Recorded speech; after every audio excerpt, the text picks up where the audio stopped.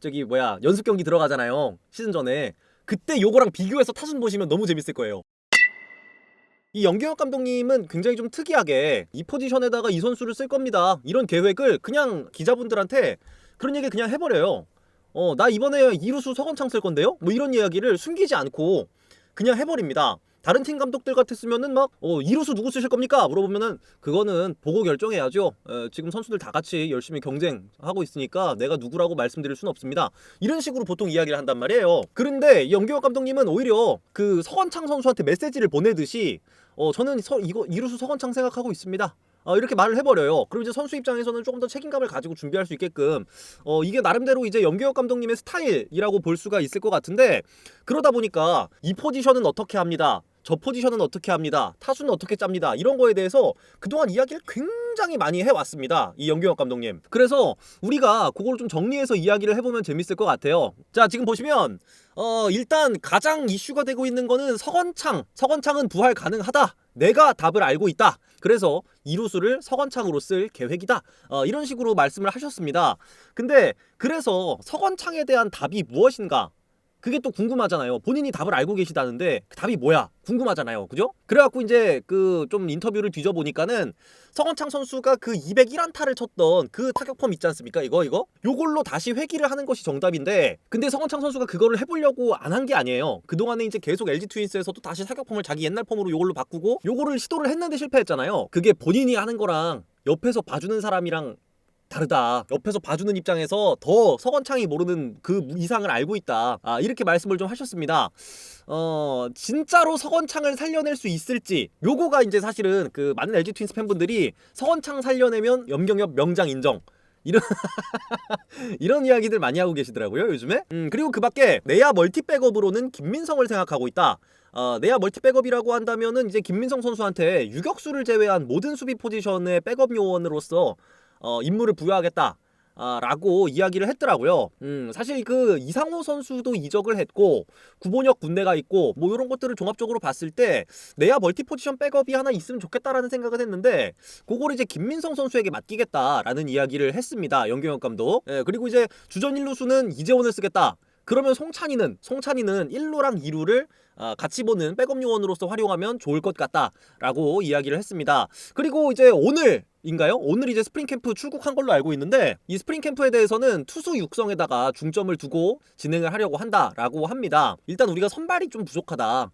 선발 투수가 켈리, 플롯코, 김윤식, 이민호까지는 확정적인데 5선발 요원이 아직까지는 확실한 카드가 없다.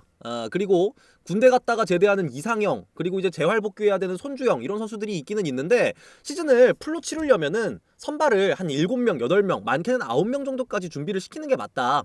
그렇기 때문에 요 선발진을 좀 중점적으로 육성해야 된다라고 이야기를 했고요. 그리고 이제 9월 달에 아시안 게임이 있습니다.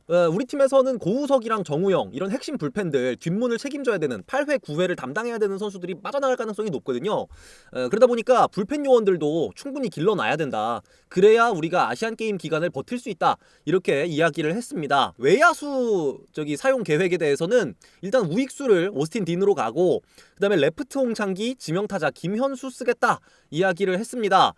요런 외야 교통 정리에 대해서는 오스틴 딘이 어깨가 가장 좋기 때문에 라고 이야기를 했고요. 김현수 선수는 아무래도 이제 나이가 좀 있다 보니까 체력적으로 관리를 해주기 위한 걸로 생각이 좀 들어요. 그리고 재밌는 게 1번 박혜민, 7번 박동원, 8번 이재원은 확정적이다 라는 인터뷰를 최근에 했더라고요. 테이블 세터로 이제 서건창과 박혜민을 생각하고 있다, 뭐 이런 이야기는 되게 옛날부터 했었는데 1번 박혜민을 확정적이다 라고까지 표현을 했습니다. 그리고 이제 박동원 선수나 이재원 선수 같은 펀치력이 있는 타자들을 중심 타선으로 올리지 않을까, 뭐 이런 이야기들도 팬들 사이에서는 있었는데 7번, 8번에다가 고정시켜 주겠다 단호하게 이야기를 했어요. 이런 것도 좀 눈이 가는 부분이고, 그리고 이제 오지환은 지금보다 훨씬 더 좋은 성적이 날 수 있는 선수다. 근데 수비를 너무 많이 나간다. 그러다 보니까 오지환이 뭐 약한 유형의 투수가 나오는 날이라거나 이럴 때는 조금씩 쉬게 해주면서 안배를 해줘야 된다.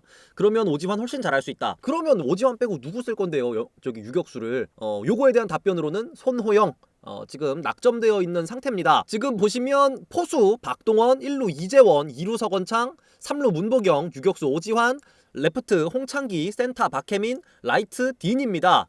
그리고 지명타자 김현수, 요렇게가 이제 주전 수비 포지션이 될 가능성이 높아요. 현 시점에서는 연규영 감독님의 말로는.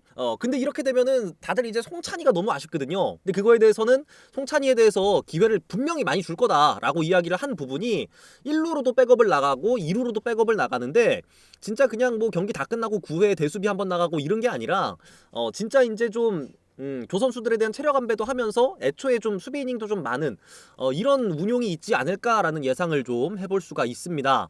그리고 이제 제가 여기다 백업 요원들을 또 같이 적어놓긴 했는데 요거는 이제 요 선수들만 있는 건 아니에요. 그죠? 2군에서도 지금 이갈면서 준비하는 선수들이 있기 때문에 뭐 수비 포지션을 두고 이야기하자면 이렇고요. 자, 그러면 타수는 과연 이 연규혁 감독님의 그동안 인터뷰를 쫙 종합했을 때 타수는 어떤 모습을 갖게 될까요? 일단은 1번 타자 박혜민, 2번 서건창, 3번 오스틴 딘, 4번 김현수, 5번 홍창기, 6번 오지환, 7번 박동원, 8번 이재원, 9번 문보경으로 배치를 했는데요. 요 오른쪽에 제가 이렇게 배치를 한 근거를 달아놨습니다. 요 오른쪽에는 다 연규영 감독님이 그동안 하신 말씀이에요. 지금 보시면 1해민, 7동원, 8재원 확정적이다 라고 이야기를 했고요. 그리고 LG 트윈스 감독으로 부임하고 얼마 안 돼서 박혜민이랑 서건창을 테이블 세터로 생각하고 있다 라고 이야기를 했습니다. 그리고 외국인 타자나 김현수 둘 중에 한 명이 4번 타자에 들어간다라는 이야기, 이 오스틴 딘이 선임되기 전에 이야기를 한번 했었고요. 그리고 이제 오스틴 딘이 오고 나서는 오스틴 딘이 우타자다 보니까 좌타자가 하는 LG 트윈스에서는 앞뒤를 생각했을 때 3번 타자에 들어가는 게 이상적이다 라고 이야기를 했습니다. 그리고 요것도 되게 옛날에 했던 이야기인데 홍창기 중심 타자로 쓰는 거 생각 중이다 라는 이야기를 같이 하셨어요. 홍창기 선수가 아무래도 이제 장타가 없는 타자다 보니까 홍창기를 중심 타선? 이렇게 생각하시는 분들도 많을 텐데 저는 나름대로 또 이게 근거가 있는 이야기라고 생각은 합니다. 일단 홍창기 선수가 뭐 출루율에서만큼은 타의 추종을 불허하는 선수고 또 이 선수가 클러치 능력이 좋아요. 홍창기 선수 데이터를 조금 찾아보시면 클러치 상황에서 굉장히 강한 모습이 있거든요. 그러다 보니까 홍창기가 중심 타자로 쓰겠다라고 하는 이 연규혁 감독님의 말에도 이해가 되는 부분은 분명히 있다라는 생각은 듭니다. 거기다가 2번 타자를 그러면 서건창을 쓰게 되는 거잖아요. 근데 최근에 약간 심경의 변화를 겪으신 것 같아요. 그래가지고 2번 타자에다가 서건창도 서건창이지만은 홍창기랑 김현수를 쓰는 것도 좀 같이 생각을 하고 있다. 요렇게 최근 인터뷰를 통해서는 좀 밝혔습니다. 약간의 심경 변화가 생기신 거지. 이게 사람이 그렇습니다. 처음에 딱 뱉은 말을 죽을 때까지 지키고 사는 사람은 잘 없어요. 이게 그리고 또 야구 감독이라는 건 그렇게 해서도 안 되고 그때그때 상황을 봐가면서 연규혁 감독님도 약간의 심경 변화를 겪으신 것 같습니다. 그래서 결국 이제 오지환이랑 문보경에 대한 타순 언급은 구체적으로 없긴 했거든요. 그래갖고 이제 6번이랑 9번은 그냥 제가 임의대로 좀 집어넣은 거긴 한데 제 의견을 저렇게 6번, 9번에다가 살짝 얹어서 연규혁 감독님의 인터뷰로 짜본 타수는 저렇다라는 이야기고요. 근데 요거 분명히 바뀔 거예요. 이게 이제 스프링 캠프를 지나면서 선수들 상태도 보고 얼마나 준비가 되어 있는지도 보고 이런 걸 때 쭉 보면서 분명히 바뀌긴 할 겁니다. 요대로 그대로 가진 않을 거예요. 그래가지고 우리가 스프링 캠프를 이렇게 쭉 지나가면서 야 스프링 캠프 갔다 오더니 이렇게 바뀌어있다 라는 거를 아마 확인하실 수가 있을 겁니다. 이게 사람이 유도리가 필요합니다. 그렇게 곤조라고 표현하면 안 되지. 그렇게 이렇게 좀 뭐라 그래야 되지? 곤조를 대신하는 우리말이 뭐가 있죠 여러분들? 미안합니다. 미안합니다. 이게 아무튼 뭐 그렇습니다. 한 달 정도죠? 스프링 캠프? 한 달 후에는 연규혁 감독님의 심경이 어떻게 변화해 있는지 연습 경기 들어가잖아요. 시즌 전에. 그때 요거랑 비교해서 타순 보시면 너무 재밌을 거예요.